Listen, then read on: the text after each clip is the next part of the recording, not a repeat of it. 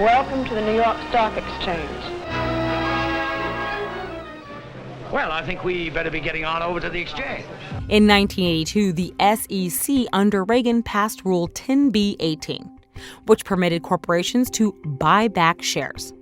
Stock buybacks are when corporations buy back their own stocks from the open market in order to reward their shareholders with more of the company, increase their earnings per share, and pay out higher dividends.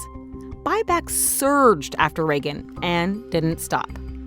The Reagan era redefined the political center in the United States. Democrats in the 1990s feared the political machine Republicans built during the 80s and tacked right. Longtime liberal goals that would have helped stem the Great Divergence, such as universal health care, became politically toxic. President Bill Clinton's repeal of Glass-Steagall, which loosened regulations on banks, came in the midst of this era of deregulation.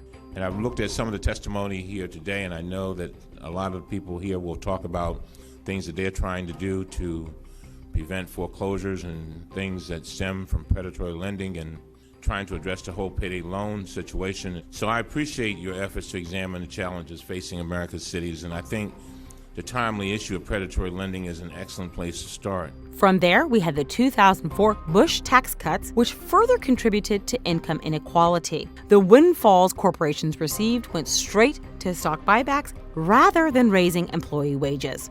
By 2008, this decades-long project to insulate the wealthy from the effects of the Great Divergence, massive tax cuts for the wealthy, and massive deregulation helped lead us to the worst recession since the Great Depression. After you buy it, it's so horrible. The Dow traders are standing there watching in amazement, and I don't blame them. On Wall Street since the crash of 1986. As Americans struggled to recover from the Great Recession, President Obama tried to address the damage with his 2009 stimulus package. The American Recovery and Reinvestment Act that I will sign today, a plan that meets the principles I laid out in January, is the most sweeping economic recovery package in our history.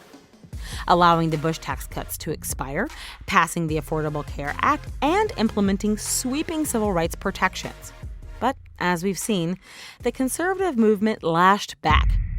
Our enemies are getting stronger and stronger by the day. And shifted us right back into the cycle that got us here.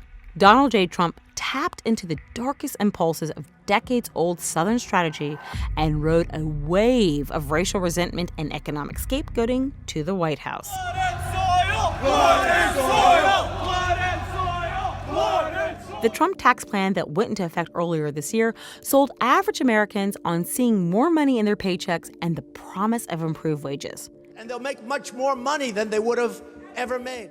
However, as time passes and economists start to analyze the data, a very familiar story begins to unfold.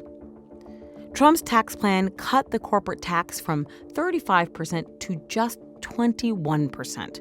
And because the status quo in corporate America prioritizes the shareholder over the worker, boardrooms across the country saw this as the perfect opportunity to engage in, yep, you guessed it, more stock buybacks. In the first half of this year alone, public companies in the S&P 500 announced $600 billion in stock buybacks. Whether or not these tax cuts will trickle down to the average worker remains to be seen. But from the data we have seen, the economy performs better under Democratic presidents than it does under Republican presidents, despite the fact that Democratic presidents expand the welfare state and raise taxes on the rich. This data contradicts the conservative narrative that Democratic policies disadvantage white people in favor of minorities.